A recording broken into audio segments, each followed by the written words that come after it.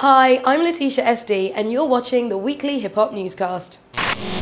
Lil Wayne, Cash Money Records and Universal are all being sued for $1 million in relation to an incident at Morgan State University concert last October. A 17-year-old young lady is claiming injury after being trampled by the mini riot that was caused when Wayne threw money into the crowd. Complaining of memory loss and headaches, if successful, there may well be a few more 17-year-olds with headaches chasing more than dollar bills.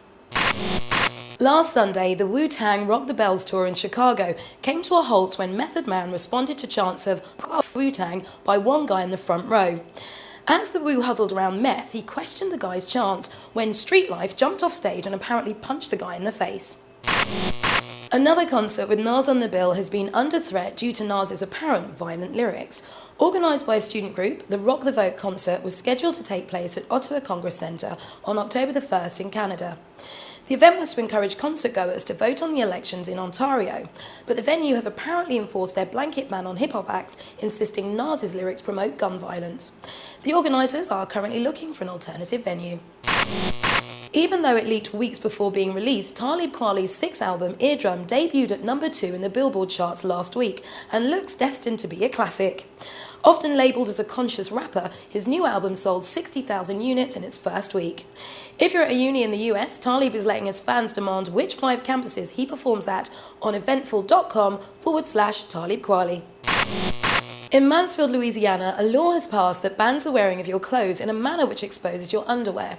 From September the 15th, people of Mansfield face a $150 fine and possible jail time. Basically, the police are targeting what they call the hip-hop or thug style of dressing, where your belt's hugging your thighs. It's a good thing we don't film this in Louisiana. We thought we'd try something different this week. We're bringing you the news in one-line snippets. We're calling it Bang It Out. If you've got any ideas for a better name, you can contact news@jumpoff.tv. Lil Kim was pulled over by police for driving without number plates. Q-Tip and Common are forming a group called The Standard. Mims claims Kanye stole his sped-up soul sample style. Maybe she'd be pissed at LL first. The Game and Timbaland have been sued by an Indian company for the music used in Put You on the Game. And Atlanta broke the Guinness World Record for line dancing with 17,000 people doing the Cupid Shuffle. That was this week's Bang It Out news section. For those of you who watched last week's newscast, here are the updates.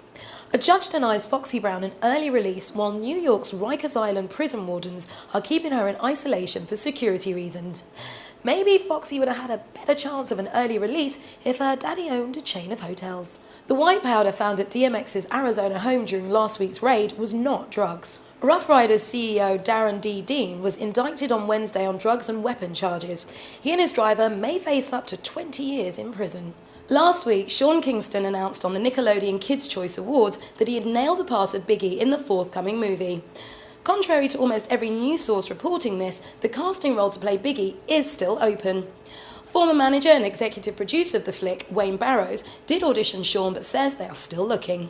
The 9/11 SoundScan showdown is under 2 weeks away and both Curtis and Graduation leaked last week.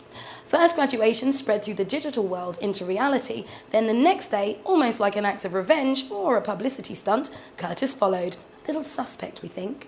After he stormed the stage at Screamfest unexpectedly last week on Kanye's track, 50 has reignited beef talk saying, "It's the teddy bear versus the gorilla. Kanye sucks. He sounds like a robot." Misinfo has the exclusive 50 Cent version of the forthcoming Rolling Stone cover. And finally, the 6th annual Hip Hop Kemp Festival took place in Bohemia, Czech Republic last weekend. The massive 3-day event takes place every August and is one of the biggest hip-hop festivals in Europe, attended by almost 20,000 fans. Last weekend's fans saw over 60 live acts and DJs including Redman, MOP, Dilated Peoples, EMC and Faith SFX from England, plus 8 b-boy crews including the 2006 Battle of the Year champions, Vagabonds. You can keep up to date daily with all the news and gossip on jumpoff.tv. Please leave comments below or on /newscast. If you have comments just for me, go to jumpoff.tv/Letitia SD. I'm Letitia SD, and that was this week's newscast.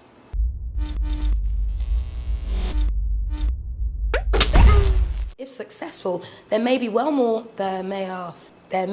be a more few 17-year-olds.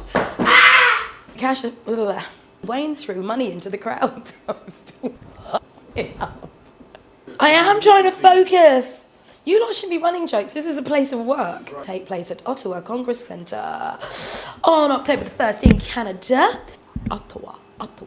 You lot are wasting my serotonin. Even though it leaked weeks before being released, his sixth album, Eardrum, debuted at debut. That made no sense. Sixth album, Eardrum, where your belt's hugging your thighs. Yeah, you should cuff me. Face £150,000 fine. Dollar. Wow. We're trying something new this week. Sorry. Oh, don't.